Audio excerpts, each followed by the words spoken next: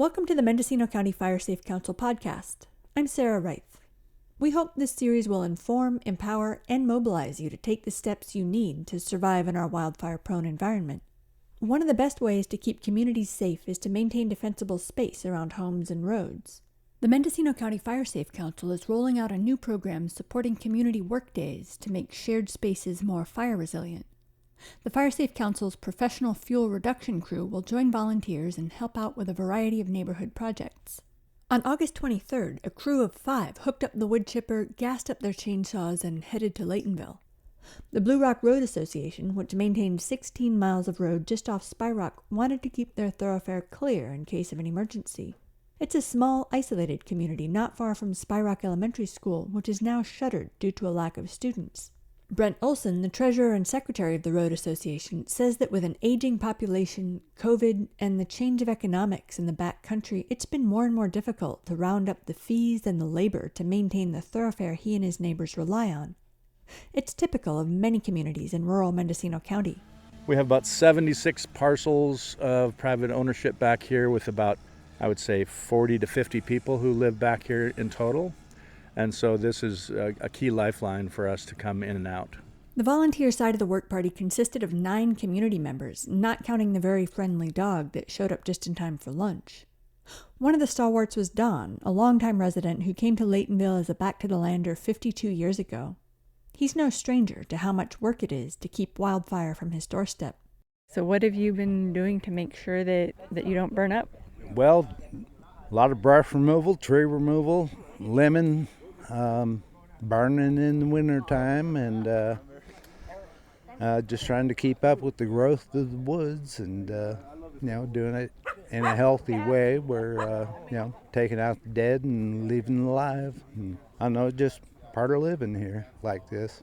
Communication and laying the groundwork for firefighters are also key.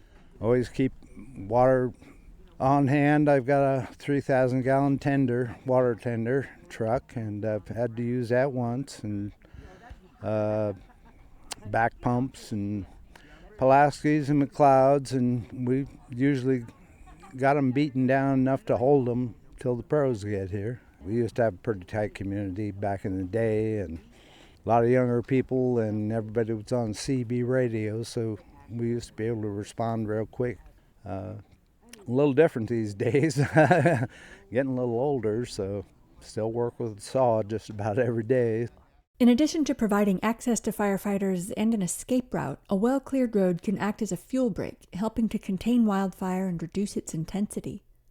The Fire Safe Council can provide labor, equipment, and assistance with permits and landowner agreements to reduce fire hazards along the roads. The work is one of the projects funded by the Fire Safe Council's share of revenue from Measure P, a voter-approved 10-year quarter-cent sales tax. Most of the money is allocated to the county's 20 fire departments, but 10% of the funds go to the Fire Safe Council for fire prevention, resilience, and readiness efforts. Crew lead Gabriel Villa reminded everyone that the work is not supposed to interfere with birds' nests or vegetation that provides shade and stability to waterways.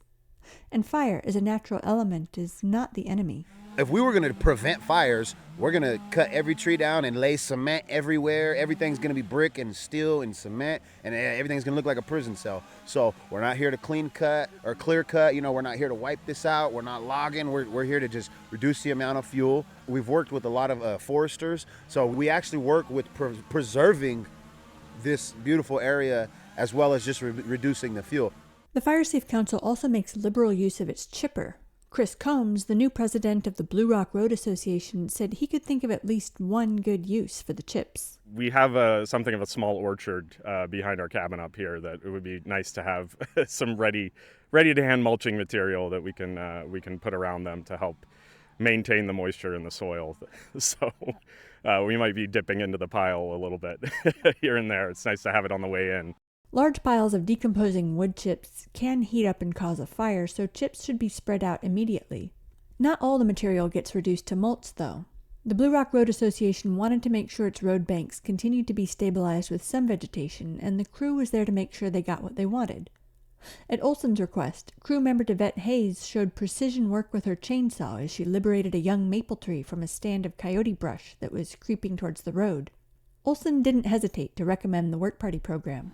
We've been trying to get work like this done, but just with volunteers without the proper tools and things, it's nearly impossible, and it takes 10 times longer. So to have you guys come out and to supervise and to do all the work with us volunteering makes it go so much smoother. And plus we know it's being done professionally, and that you guys know what you're doing and what to cut and what not to cut and so forth. You got pros like Devette on the scene. Yeah, exactly. Yeah, Devette's great. While we're talking, she's working, so we better get back to work. You better get back. The next workday will be with the Pine Mountain Fire Safe Council on September 20th. If you'd like to apply for help with a workday in your neighborhood, or if you just want more information about the program, contact Eva King by emailing king@firesafemendocino.org. Thanks for tuning in to the Mendocino County Fire Safe Council podcast. You can learn more about the Fire Safe mission, events, and opportunities to improve fire safety at firesafemendocino.org.